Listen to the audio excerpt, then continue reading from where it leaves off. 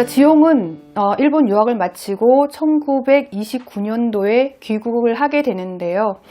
활발한 시 활동을 하게 됩니다. 시문학 잡지의 편집일도 맡게 되는데 그때 많은 여러 가지 시들을 발표하게 되는데요. 지용의 시를 보고 조선시자는 깜짝 놀라게 됩니다. 너무나 현대적인 시어이고 감정이 절제되어진 참신한 감각어들이 가득 차 있었던 것이죠. 지용은 돌아온 다음에 1932년도에 고향이라는 시를 발표합니다. 향수라는 시가 1923년도, 즉 유학을 갈 무렵에 쓴 그런 시라면 1932년도에 발표한 고향이라는 시는 매우 대조적인 그런 시라고 얘기를 할 수가 있는데요. 고향, 정지용. 고향에 돌아와도 그리던 고향은 아니러뇨. 산꿩이 알을 품고 뻗국이 제철을 울건만 마음은 제 고향 지니지 않고 먼 항구로 떠도는 구름.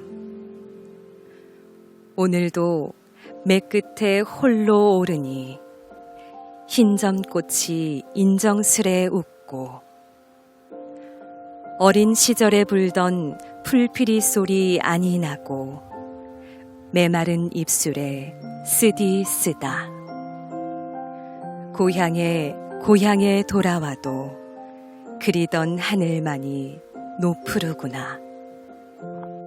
우리가 알고 있던 그 향수의 시인 정지용이 맞나요? 향수라는 시와 굉장히 대조적인 고향에 대한 시를 썼거든요. 고향에 돌아왔는데 그리던 고향이 아니라고 얘기를 하고 있죠. 입술이 쓰디 쓰다라고 얘기를 합니다. 산꿩도 매도 그대로인데 도대체 뭐가 변해버린 걸까요? 바로 시인이 변한 거죠. 유학을 갔다 와서 일본의 근대 문명을 보고 왔을 때 이제 돌아와서 고향을 보니 과거에 자신이 느꼈던 그런 이상적인 그런 평화로운 고향으로 느껴지지가 않는 것이죠. 아닙니다. 어쩌면 고향이 변해버린지도 모르죠. 일본 식민지의 어떤 침탈에 의해서 자신이 그리던 고향이 아주 몰라보게 황폐하게 변했을 수도 있습니다. 어쨌든 이렇게 해서 정지용은 굉장한 고향 상실감을 느끼게 됩니다. 자기가 꿈에 그리던 고향이 아니라는 것이죠.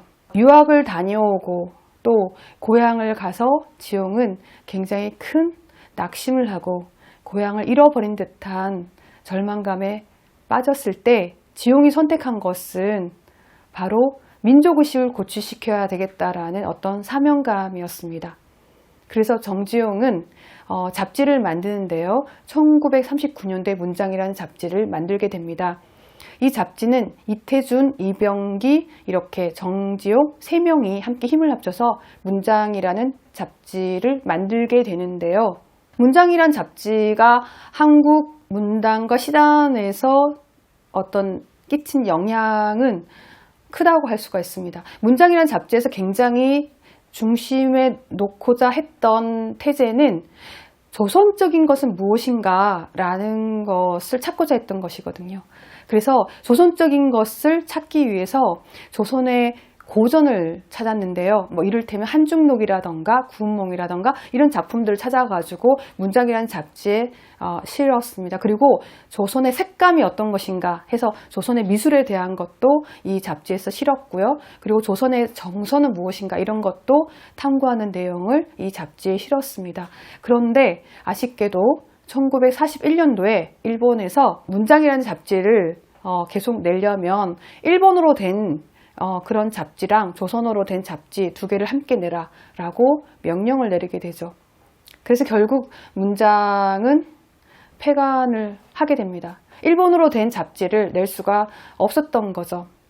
그리고 41년도에 폐간이 되면서 정지용은 백록담이라는 시집을 내게 되고요. 그리고 정지용은 41년도에 문장을 폐간을 하면서 정지용 그때부터 한복을 입고 다녔다고 합니다. 옆에 아는 사람이 양복을 입지 왜 계속 한복을 입느냐라고 지용에게 물었던 지용이 내가 한복을 입지 않는다면 내가 조선 사람이라는 것을 어떻게 알릴 수가 있겠느냐라고 얘기를 했다는 거죠. 자, 그러면 41년도에 낸 백록담이라는 시를 한번 살펴볼까요? 백록담 정지용 가재도 기지 않는 백록담 푸른 물에 하늘이 돈다. 불구에 가깝도록 고단한 나의 다리를 돌아 소가 갔다. 좆겨운 실구름 일말에도 백록담은 흐리운다. 나의 얼굴에 한나절 폭인 백록담은 쓸쓸하다.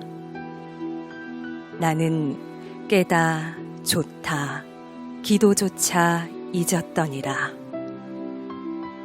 백록담 시의 마지막 부분인데요. 백록담은 산문시로 되어 있습니다. 백록담은 어디에 있는 연못인가요? 제주도 한라산에 있는 연못이죠.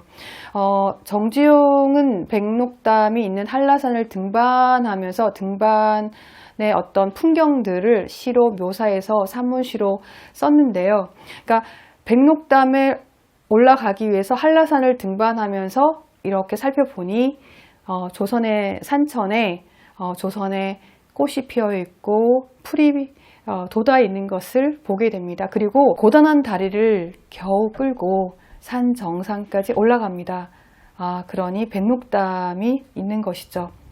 하늘의 구름이 백록담 위에 둥실 떠 있습니다. 백록담은 어떤 의미를 가질까요? 또 하나의 거울이 아닐까요? 자기를 비춰보는, 백록담의 자신을 비춰보는 거죠. 시인은 그 속에서 나는 과연 어떻게 살아야 될 것인가 라는 그런 생각을 지용은 하게 됩니다. 지용은 41년도에 정말 문장이 폐간되는 그런 위기를 맞게 되고 41년도 12월에 태평양 전쟁 이후에 너무나 조선은 일본의 제국주의의 병참기지화가 되는 슬픈 끔찍한 그런 상황에 놓이게 되는 것이죠. 정지용의 선택은 다시 한번 조선적인 것을 찾아보고자 하는 그런 행보로 나아가게 됩니다. 자, 여기 바로 한라산을 등반하고 백록담을 살펴보는 것이 바로 조선적인 것을 찾고자 하는 첫 번째 시도라고 얘기를 할 수가 있죠. 지용은 그 뒤에 조선적이라고 할 수가 있는 조선의 산천을 계속 노래하게 되는데요. 그 다음에 함께 읽을 시는 바로 장수산입니다. 장수산 1 정지용 벌목정정 이랬거니 아람돌이 큰소리 배혀 짐즉도 하이 고리 울어 맹아리 소리 쩌르렁 돌아 옴죽도 하이 다람쥐도 좇지 않고 매새도 울지 않어 깊은 산 고요가 차라리 뼈를 저리우는데 눈과 밤이 조희보담 희고녀 달도 보름을 기다려 흰 뜻은 한밤 이고를 걸음이란다. 웃절 중이 6판에 6번 지고 웃고 올라간 뒤 조차리 늙은 사나이에 남긴 내음새를 줍는다. 시름은 바람도 일지 않는 고요에 심히 흔들리우노니 오 견디련다. 차고 오려니 슬픔도 꿈도 없이 장수산 속 겨울 한밤내. 이후에 백록담 시편에 보면은 겨울산에 대한 시들이 굉장히 많아요. 백록담도 마찬가지겠지만 장수산, 비로봉, 호랑나비, 또 우리가 나중에 하게 될 인동차도 겨울산에 대한 이야기인데 그 산을 이렇게 많이 노래한 이유가 뭘까요? 지용은 조선의 산천에서 바로 조선의 정신을 찾고자 한 것은 아닐까라는 생각이 들죠. 특히 그 산은 산인데 겨울산입니다. 겨울산이고 밤이에요. 장수산이라는 이 시에도 겨울산을 배경으로 하고 있고요. 흰 눈이 와 있는 그런 어두운 겨울산입니다.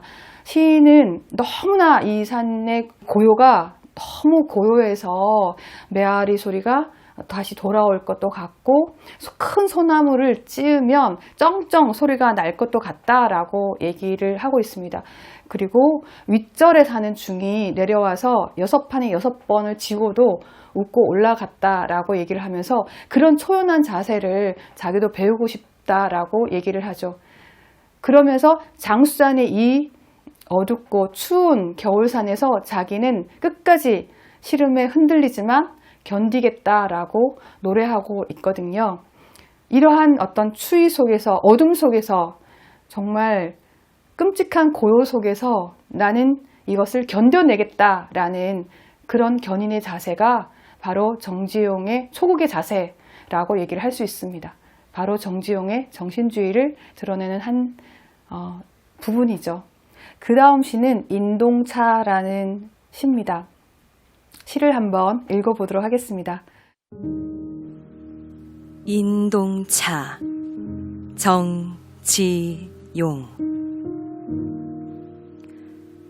노주인의 장벽에 무시로 인동 삼긴 물이 나린다. 자작나무 덩그럭 볼이 도로 피어 붉고 구석에 그늘지어 무가 순도다 파릇하고 흙냄새 훈훈이 김도 사리다가 바깥 풍설 소리에 잠착하다. 산중에 책력도 없이 삼동이 하이하다. 자, 인동차라는 시는요, 똑같이 겨울산에 있는 오두막집을 배경으로 하고 있습니다. 추운 겨울산에 흰 눈이 왔는데요. 그 안에 흰 눈에 쌓여있는 오두막집을 한번 상상해 보십시오. 마치 웅크리고 있는 태아의 모습 같지 않습니까? 혹은 하얀 포대기에 쌓여있는 그런 어린아이 같다는 생각도 하게 되는데요. 흰 눈이 와서 흰 눈이 오두막집을 이렇게 덮고 있는 것이죠. 근데 그 오두막집 안에 노인장이 있는데 그 노인장이 뜨거운 차를 마시고 있죠. 인동차를 마시고 있는 것이죠. 가스통 바슐라르라는 사상가는 이런 얘기를 했습니다. 밖의 날씨가 춥고 험악할수록 안의 공간의 내밀성은 더욱더 강화된다라는 말을 했는데요. 밖은 지금 눈이 아주 한방눈이 내려와 있는 산중입니다. 눈이라는 것은 어떤 사물일까요? 눈은 내림으로써 이 눈에 보이는 모든 경계를 지우죠. 이게 길인지 길이 아닌지 혹은 집인지 집이 아닌지 경계마저도 다 덮는 것이 눈입니다. 그런데 집 안의 공간은 어떤가요? 아주 다양한 감각이 살아있는 공간이죠. 붉은 자작나무에 불이 피어오르고 무순이 파릇하게 돋아있고 흙냄새가 훈훈하게 나는 그런 공간입니다. 즉 생명의 공간인 거죠. 자, 여기 노인장이 차를 마시고 있습니다. 노인은 어떤 존재인가요? 죽음이 가까워져 있는 그런 존재죠. 그런데 찬물을 마시면서 그 삐쩍 마른 그런 노인의 내장으로 찬물이 쫙 내려가는 것이죠. 그야말로 노인의 죽음에 가까운 존재에서부터 생명의 존재로 변화하게 되는 것입니다. 그리고 차를 마시는데요. 차는 어떤 걸까요? 우리의 정신적인, 육체적인 해독을 가능하게 하는 것이죠. 차는 뭔가 어떤 초월적인 곳으로 우리를 이끄는 명상의 어떤 음료수가 아닙니까? 그래서 노인장이 차를 마실 때 그는 어떤 겨울의 추위도 다 잊고 자기만의 어떤 세계를 만들게 되는 것입니다. 이것이 바로 정지용이 그리고 있는 세계입니다. 너무나 춥고 힘들고 어두운 그런 세계이지만 그 안에서 자기만의 어떤 생명의 공간을 만들고 웅크리면서 그 추위를 견뎌내는 것, 그것이 지용이 선택한 초국의 정신이고 힘든 현실을 극복할 수 있는 한 방법이라고 생각했던 거죠.